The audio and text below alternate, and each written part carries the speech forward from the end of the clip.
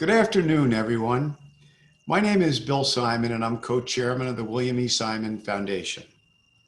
Welcome to the presentation of the 2020 William E. Simon Prize for Philanthropic Leadership. Now, while we all wish, of course, we were celebrating in person, we are grateful to you all for tuning in and joining us for this important celebration of two philanthropic giants. We are honored that John and Susan Sobrato have agreed to accept this prize, and thank you for joining us to celebrate the Sobrato's generous philanthropy and its profound impact on Silicon Valley. I know I speak for everyone at the Simon Foundation in saying that we continue to be thrilled to partner with the Philanthropy Roundtable in the administration of this prize. Our partnership started in 2007, and we appreciate the Roundtable's attention and thoughtful guidance in administering the prize over these many years. Now, my father was coincidentally one of the founders of the institute that eventually evolved into the Philanthropy Roundtable. And so I know that he would be delighted to see how the Roundtable has evolved over these 29 years. Indeed, I'd like to take a moment to say a few words about my father, Bill Simon. Dad, who many of you may remember from his time as Secretary of Treasury during the Nixon and Ford administrations, was truly a pioneer. He was our nation's first energy czar. He took the reins as president of the United States Olympic Committee during the tumultuous years following the 1980 boycott. And he subsequently established the Olympic Foundation from the profits from the 1984 Games, the first Olympic Games ever to turn a profit. He also wrote two best-selling books that advanced free market ideas that, at the time, were considered very radical.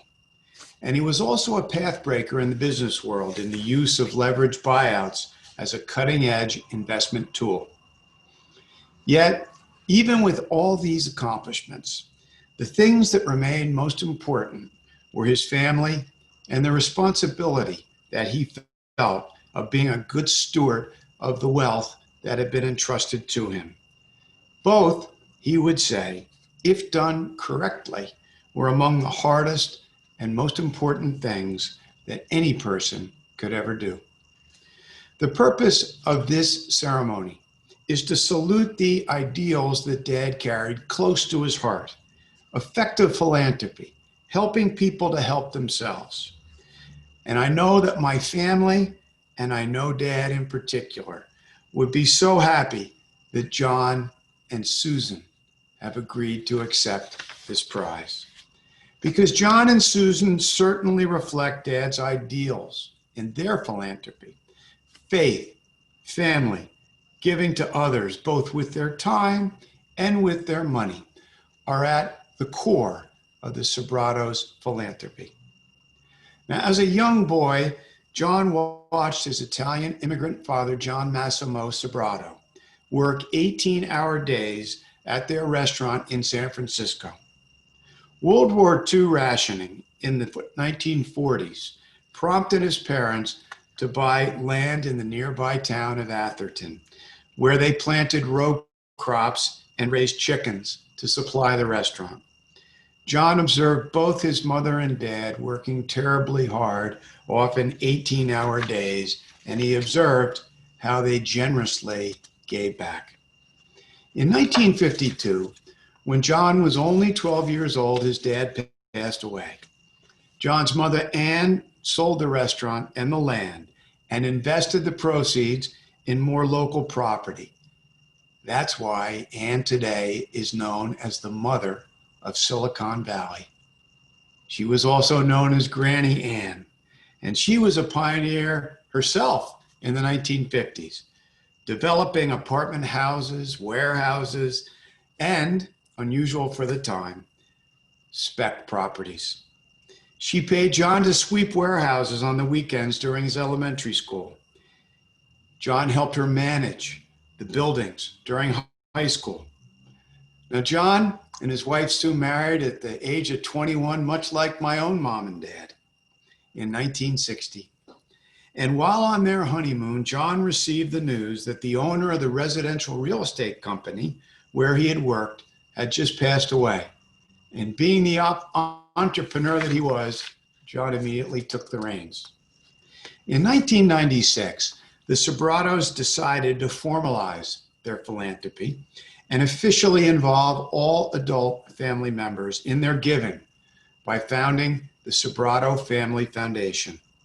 From the start, the family committed their foundation to giving back where their wealth was made and building opportunities for all in Silicon Valley.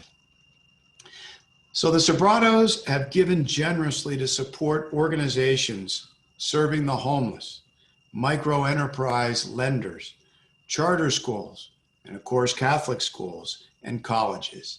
The latter include Cristo Del Rey San Jose Jesuit High School, which John himself co-founded, the San Jose Diocesan Schools, and Santa Clara University. One of their favorite initiatives is SEAL, the Sobrato Early Academic Language Model. This is a high-quality program for English learners from preschool through grade 3. SEAL has now been implemented in 31 Silicon Valley schools and is reaching over 100 schools and 50,000 children all across California. So now let's learn a little bit more about John and Susan and their impact in their home region in this short video.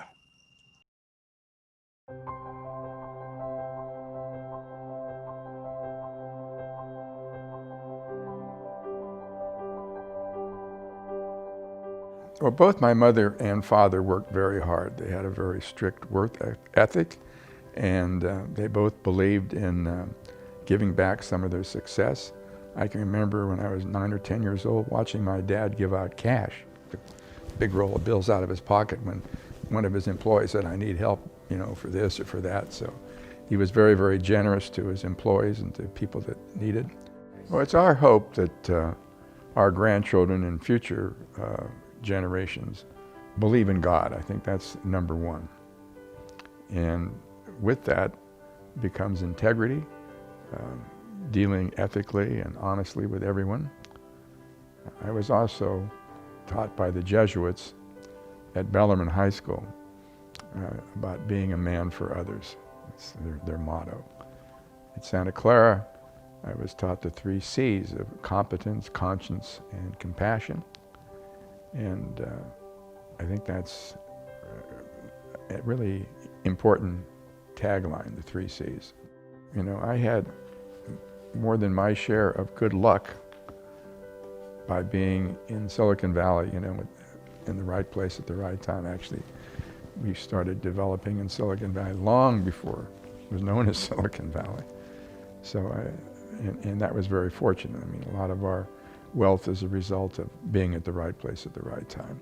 But you still need to be motivated to succeed. I keep telling our staff, it's not monopoly money. Somebody had to work hard for that money, so make sure it's going to a good spot. I do have a competitive spirit. You don't like to lose. Yeah, okay, I don't like to lose. There you go, there you go, there you go.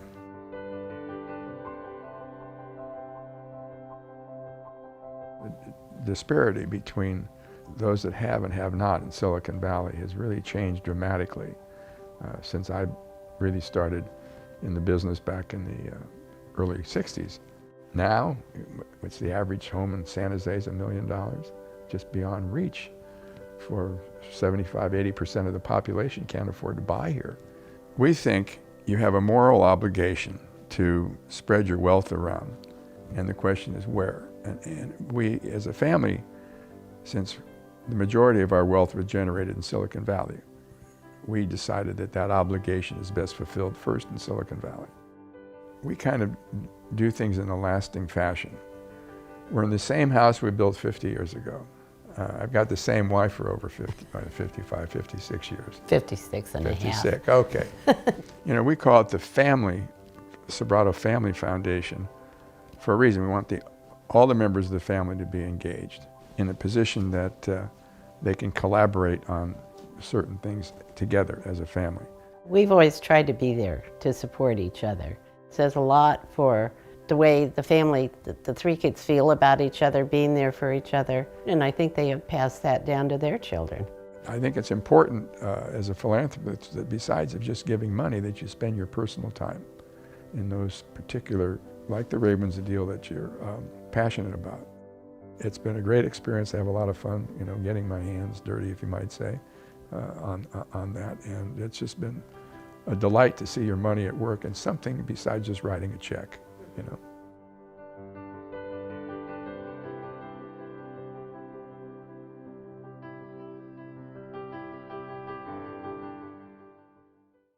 And to lead us in a conversation with John and Susan, we are honored to be joined by Stephanie Soroki de Garcia.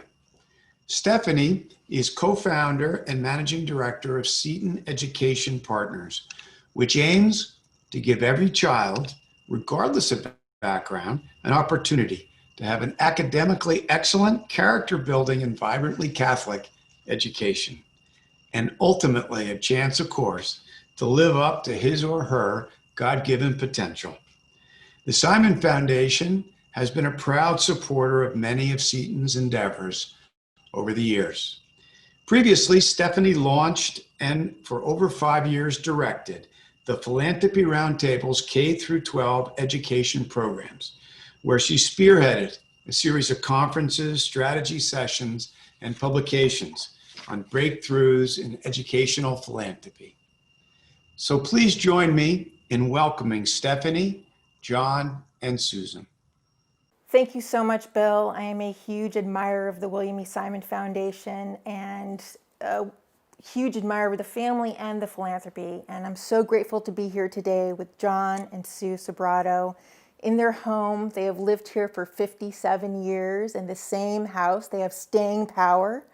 And they have welcomed the Philanthropy Roundtable and myself into your home. So we're very grateful. John and Sue, I have a whole range of questions, and I want to start off, John, with your younger years.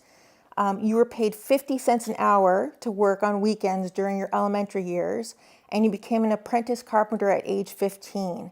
What did you learn from working alongside your family? Well, basically, I guess I learned the value of hard work. At 15, I did become an apprentice carpenter, and when my mother contractor friends got the job to build a new post office in Menlo Park, and I worked there all summer. And anyway, I was working hard back then because I wanted to have a car, as most kids when they turn 16. So I was able to save enough money to buy a brand new 1956 red Ford. We special ordered it. And anyway, it's been important because our children as well have learned the value of hard work. I know my son, John Michael, when he was 13, he was working on our construction projects, did some landscape work. Then when he was 15, he worked in the labor crew on a big building we built for 4-phase systems. And it was a 550,000 foot campus. And he'd start at one end of the floor at the beginning of the summer, and by the end of the summer he was at the other end. But basically just pushing a broom, speaking Spanish to other laborers, because he was a Spanish, not a major, but he learned Spanish going to high school. So they had no idea it was the boss's son. So it was a great experience for him. You could see how a building got put together. Then our daughter Lisa, when she was going to UCLA, got a job working at Nordstrom's during her off hours. Then our daughter Sherry, who went to Stanford, got a job as a hostess at Mama's, which was kind of a hot restaurant here in Palo Alto in those days. So, they also worked to raise money for themselves so they could buy a car of their choice. But in that instance, we paid half. They had to put up half, we put up half. And you upped the game a little bit from your parents. Yes, exactly. So they all learned that it's worthwhile to work. Yeah, I worked starting at a young age too, and it is the best experience. Oh yeah, we call it the Sobrato work ethic. The Sobrato work ethic, excellent. I love it. Good. So John, you aspired to be an engineer, but you almost flunked out of college. You switched your major to business and made the dean's list every semester thereafter. What about business compelled you? Well, I was not very good at math. My penmanship was awful. And as a freshman engineering student at Santa Clara University, they made you print on your drawings. My printing was terrible. My math was terrible.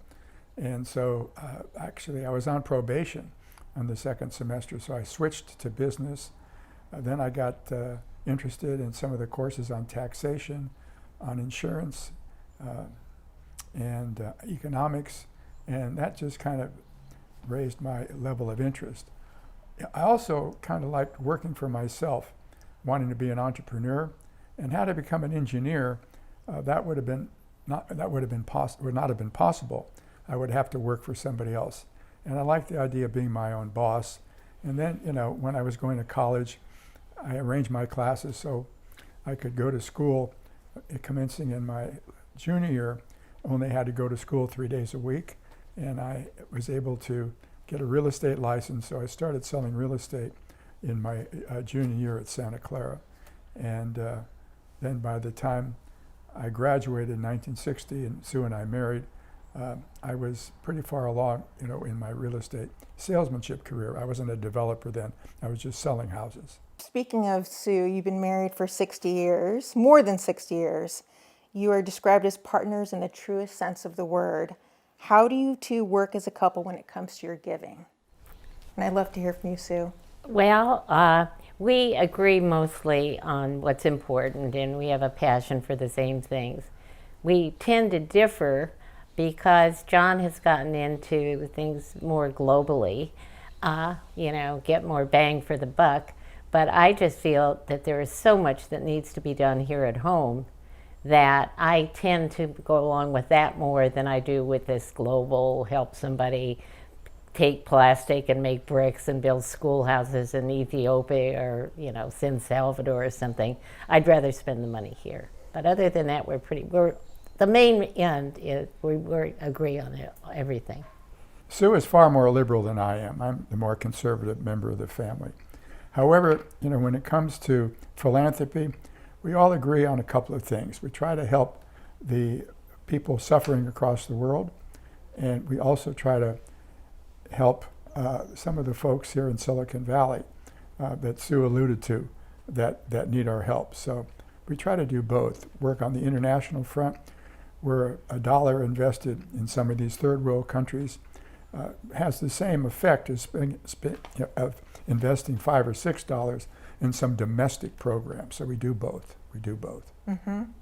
And I know your international giving is starting to grow as recently and may continue to grow. How does your philanthropy bring your children together, or how does it push them apart? What happens in wealthy families that have a business, usually it doesn't survive past the second generation and very rarely to the third generation. Because when the founder is no longer either has passed away or retired or whatever, the business often gets sold and it becomes a liquidity event for the remaining family members. And what often happens is that family member may have their own ideas on how they should invest their money philanthropically. And so oftentimes they'll go out and start their own little foundation or do their own thing. And in order to avoid that happening in our family, what we did is we make an arrangement when we donate one of our properties that gets sold to kind of create the corpus for our family foundation. Half of the money from that particular property sale goes into our individual donor advised funds that each of my children and each of our grandchildren have established at the Silicon Valley Community Foundation. So those dollars they can direct as they wish. They don't have to go back to our foundation board for an approval, because we have about 7 board members. 3 of them are not family members, and sometimes they don't always agree with the particular individual might want to do. So that's the question. Half goes into this so-called collective pot at the Community Foundation, And the other half goes into our pot at the Sobrato Family Foundation, where we all get together quarterly amongst the directors to determine which staff recommendations we're going to approve. And so that takes a full vote when they do it on their own. So we just thought that kind of helps keeping the family together rather than drifting apart. Yeah. All united towards one shared goal. What are the biggest dangers of wealth in your mind? Well, I think it can destroy initiative, personal satisfaction. If a particular family member is only worried about personal consumption, doesn't feel the obligation to give back some of that wealth to the community, we've made it a kind of a family mantra that we need to give back to those communities where we've built a successful business. Mm-hmm. So that's why for the first 20 plus years of our family foundation, we only focused on Silicon Valley projects. You name the particular social service providers and we help them. But now we've kind of branched out and we're looking at some of the things in other countries. My family and not the entire family, but those that could, we flew to Africa last January and spent 2 weeks on Mercy ships in Senegal. Not 2 weeks. No, 2 days, you're right, it was only 2 days. Quick world run trip. And it was really very, very enlightening to be on the ship, see these poor people have operations. We saw one woman who had her bandages removed after a cataract operation.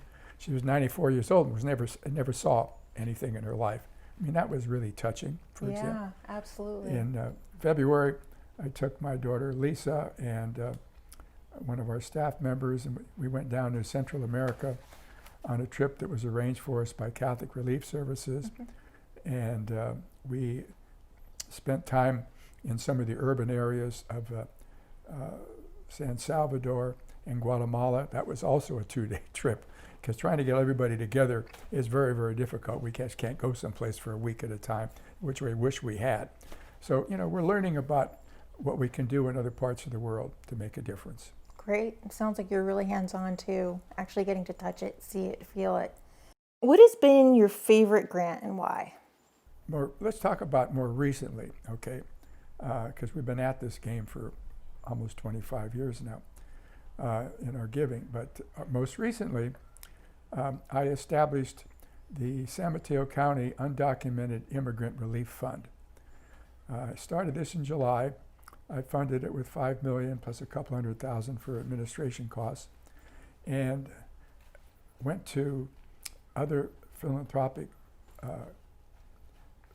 families that I knew personally, and we were able to raise another $3.5 million from additional philanthropists here in Silicon Valley.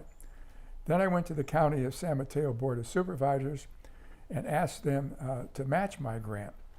Well, I didn't get another 5, but I got $2 million from the county. Great. And then just last week, I went back to the county and got another $2 million. And I just heard yesterday that we got another $500,000 from the Chan Zuckerberg initiative.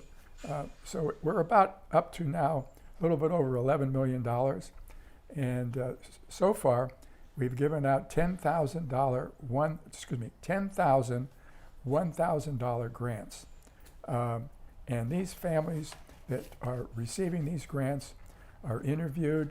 They go through an extensive vetting process by Mission Asset Fund, which is our partner that does all the interviewing, distributes the money, makes sure it goes to the most needy. Some of these low-income Hispanic families, have paid into the tax system because they had jobs prior to COVID, and they were, collecting taxes from these folks. But since they're undocumented, they have no relief at all from the government for unemployment, for Medicare. And, I'd say nearly half of our recipients are out of work. About a third of them have been affected by COVID because they live in very dense neighborhoods, sometimes 2 or 3 families to an apartment, and the virus spreads. So that has been a real favorite of mine because we kind of started that from scratch. I kind of like things starting from scratch. As you probably know, B.J. Casson and I started the San Jose Cristo Rey Jesuit High School about 7 years ago. That was a complete startup situation. We had to make a deal with the Bishop of San Jose on a parochial school that had been closed in a low-income neighborhood for 3 or 4 years.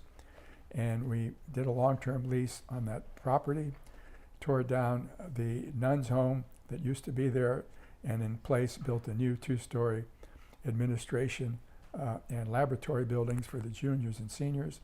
Then we built a brand new, great multi-purpose building with a performing stage and a big full-service kitchen. And that's been a lot of fun. You know, the way that Cristo Rey works is the kids go to school for an extended day, 4 days a week. 1 day a week they work in industry. We have over 100 corporate partners that pay about $34,000 for a team of 4 students to come work in their companies for 1 day a week. And we've got, you know, kids at Cisco, HP, Google, you know, all the accounting and professional firms, legal firms, pretty much in Silicon Valley. It's been a great program. We started with 110 kids 6 years ago.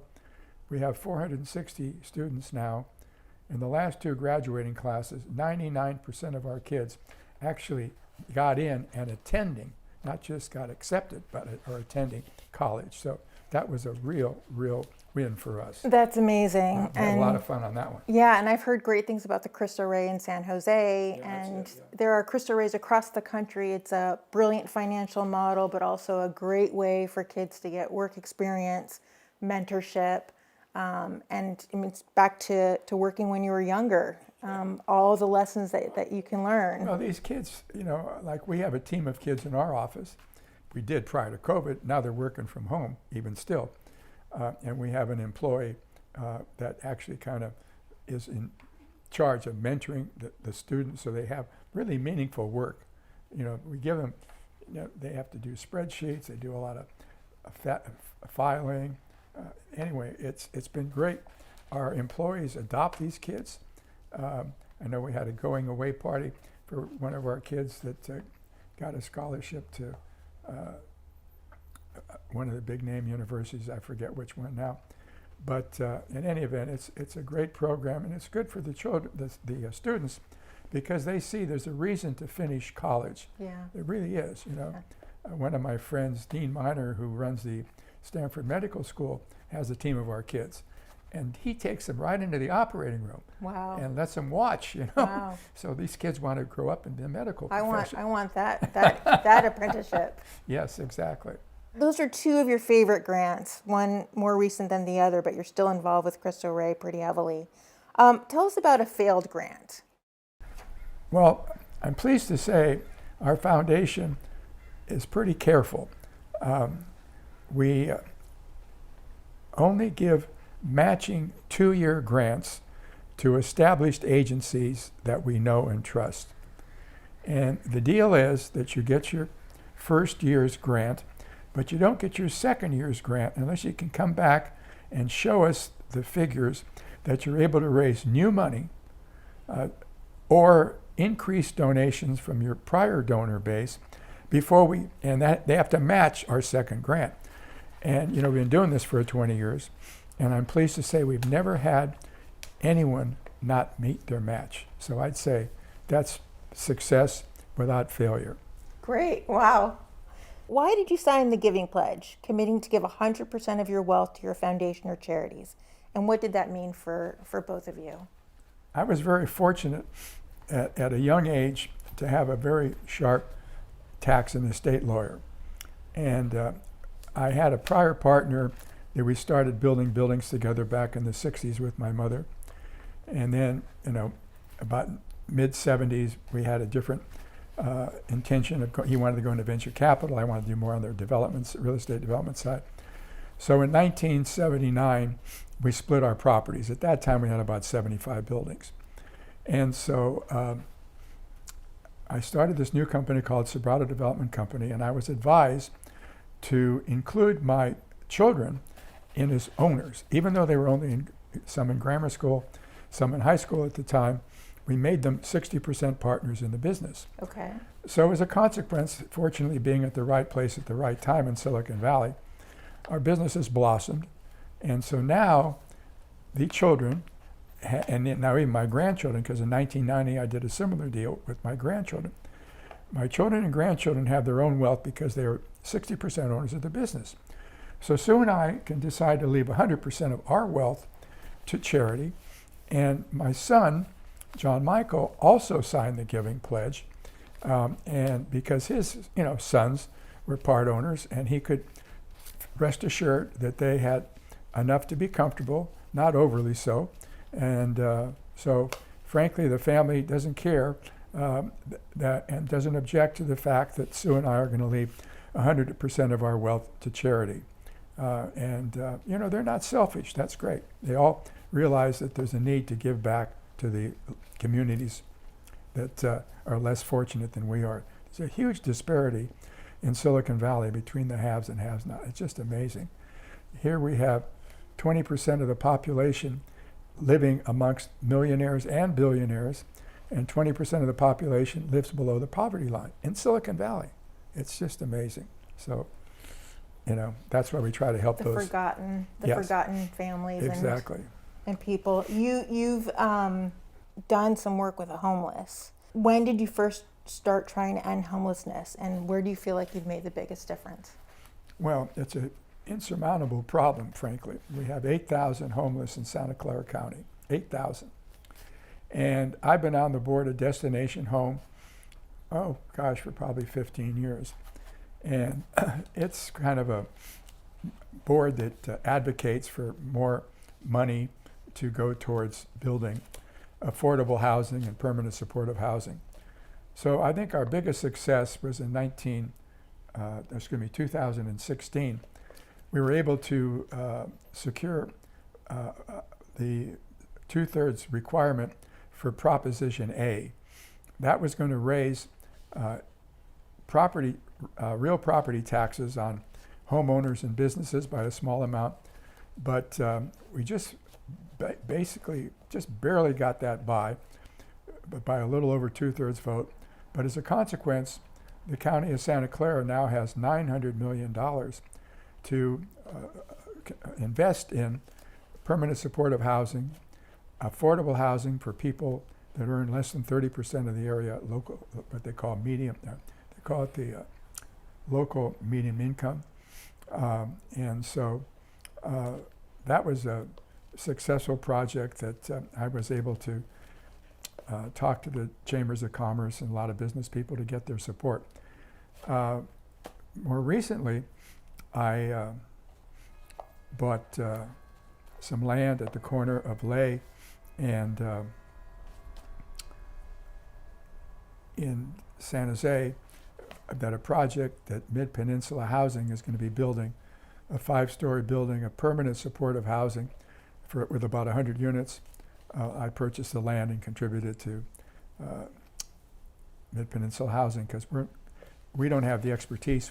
Our company, builds for-profit apartments primarily, and of course office buildings. And then I also partnered with the county of Santa Clara recently on a former convalescent hospital in Willow Glen, and the county is remodeling that into transitional housing, people waiting to get into permanent supportive housing. And there we have about 90 units, both for families and for individuals. And I'm paying half the cost of the rent because we have a 10-year deal on that property. And I'm paying half the rent, and Destination Home is paying half the rent. So those are my two recent projects with homelessness. Why do you think it's so intractable? Well, it's difficult. Anytime an affordable housing developer attempts to build housing, permanent supportive housing for that homeless population, that many of them have substance abuse problems, etc. The neighbors are concerned about their welfare. Yeah. They're concerned about homeless that might live in a project breaking into their cars, accosting their children on their way to school. They have all these reasons to object. And the politicians, unfortunately, hear that. And if they don't hear that, then the community says, well, we're going to have you recalled, And so many projects that could go forward because of the particular California environmental law, just about any homeowner group can file a lawsuit and tie a project up for 3 or 4 years while it travels through the courts. In the meantime, the developer loses patience and moves on. Yeah, that's got to be frustrating. It really is frustrating and very, very difficult to solve. But the good news is those projects that get built, actually, you go back and talk to some of the people in the neighborhood, and they're pleased to see that now homeless aren't encamped in the creeks and in the freeways near their neighborhood, but actually have a place to live where they get supportive, permanent services on site to deal with some of the mental problems that these folks might have. So we just have to get more proof of concepts built. You have to have more projects built, and for that we have to overcome neighborhood objection. Tell me about the role of faith in your giving. We trust primarily Catholic agencies. Faith in Action is not necessarily Catholic, but it's Christian.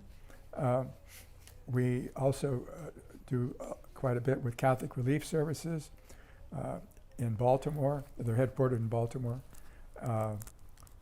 We also do some work with Cross Catholic International there in Boca Raton, and they deal with parish priests around the world that have these different projects.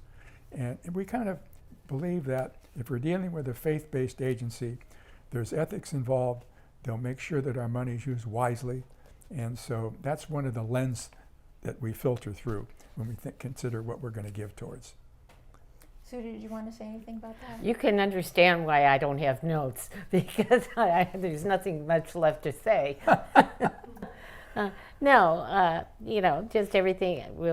I will reiterate what John said. We know where the money's going. We know it's being spent well. Without huge staffs and advertising and a lot of things that a lot of other agencies do. Yep, lean and you trust them. Right. Great. I once attended a conference. It was a beautiful office space. You had donated it to nonprofits, which I think is really interesting. Tell us about this part of your giving. We have 3 what we call the Sobrato Centers for Nonprofits. There's one in San Jose, one in Milpitas, one in Redwood City. And altogether, they total about 350,000 square feet. And we provide rent-free office space, Class A office space, first-class space, to about 75 nonprofit providers of services here in Silicon Valley. And we also have conference facilities in these nonprofit centers that any nonprofit can reserve, again, for free. And we have some rooms as small as 4 or 6 size conference rooms. Some hold 150 people, like probably the one you went to in Redwood City. That has a 150-person auditorium. And interestingly enough, last year, pre-COVID, we had nearly 8,000 meetings at our 3 nonprofit centers. Wow. And these nonprofits come from San Francisco because they have on-site parking. They have, free use of the facility, all the latest and greatest AV systems. So it's been very, very popular. We're right now in construction on our 4th.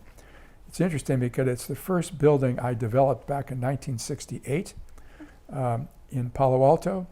And that building now is being remodeled, bring it up to today's standards. And that'll be our 4th nonprofit center. Yeah, I can imagine you would have a wait list for sure. of nonprofits that really want to... I think there's something like 90 firms on our wait list. Yeah, and totally saves them money, and they don't have to worry about Real estate is so expensive in Silicon Valley, and it also gives them an opportunity to collaborate with one another. Right. Because most of these places have food facilities on site. They get together during lunch, and they all share their best practices. So that's another reason for it. Yeah, proximity. Get them all on the same roof. Tell me about the philanthropist you have the most respect for and why. I will answer that first. You take that one. Great, So let's I hear get a this. chance to say something. I would say Warren Buffett. Yeah. He is just the most down-to-earth person. He raised all his children to be philanthropists. He really understands what he's doing. I think he still lives in the same house like we are, for 50 some odd years. And, he's just a real person, which impresses me. He's, that's pretty much it. Thank you. Well, I would add, Bill and Melinda Gates, and Warren thought so highly of their Gates Foundation that he left, I don't know how many billions of dollars in the hands of Bill and Melinda Gates Foundation for them to decide, because he didn't want to go through the brain damage of setting up a staff. Like Bill and Melinda have a staff of close to 2,000 people, deciding where to invest. That might be a little too big. But anyway, they're terrific. I know Warren Buffett called me personally about 7-8 years ago and asked me to join.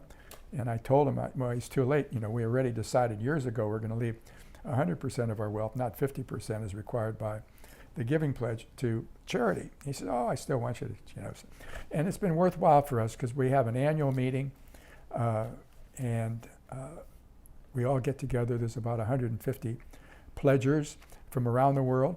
And we all get together and have different seminars, discuss best practices, learn from one another. And I'd say every one that we've attended, we've come back with another good idea. So it's definitely worthwhile. Great. And that wouldn't be happening if it weren't for Bill and Melinda and Warren. Thank you. My final question, and I'd love to hear from both of you. What advice would you give to a philanthropist who is just starting to make significant grants? To make sure where the money's going. As I said previously when we were talking about, just make sure that it's not going for advertising, staff, that the actual organization you're donating to gets the money that they're supposed to get and can spend it the way they're supposed to be spending it. If we see a project that's over 15% is going to fundraising, we don't fund them. Ideally 10 or 12% towards fundraising costs. I think you have to follow your instinct, follow what you're most passionate about, and provide not only the financial resources, but also your own personal time. Because let's face it, time is very precious. But believe me, a lot of these nonprofits can use expertise if you're coming from business. Sit on the nonprofit board. I think your contribution of your time and your expertise often is more important than the check you write. Absolutely. That's what I would say. Absolutely. It's been a pleasure getting to know both of you a little bit better. Congratulations on winning the William E. Simon Thank you. Prize. We're very honored to receive it. Thank you. Why don't you share who's going to get the prize money? Oh, of course, Cristo Rey, San Jose, because I said we have to raise $3 million a year to keep the doors open. So every little bit helps. Every little bit helps. Great. Wonderful. Thank you so much. Thank you. Thank you, John, Susan, and Stephanie, for this interesting and thoughtful conversation on philanthropy. I know I speak for many in the audience when I say that we've learned much from the opportunity to listen to two thoughtful, compassionate, and generous donors who have used their talent and resources to improve their community. I also want to mention the work of the selection committee, who've helped us consider many accomplished nominees for the prize this year. Your judgment is an invaluable asset to our family and the administration of the Simon Prize, so thank you. And in closing, I'm thrilled that my dear sister Julie Simon Monroe is able to be there today in person with John and Susan to represent our family and to offer our thanks. Julie, please give the Sobratos our very warmest regards and a rain check for us to be all together in person at some point in the future. We are most grateful to you, Susan and John. Now we will transition to the virtual cocktail hour. Thank you for joining us this afternoon for the presentation of the 2020 William E. Simon Prize.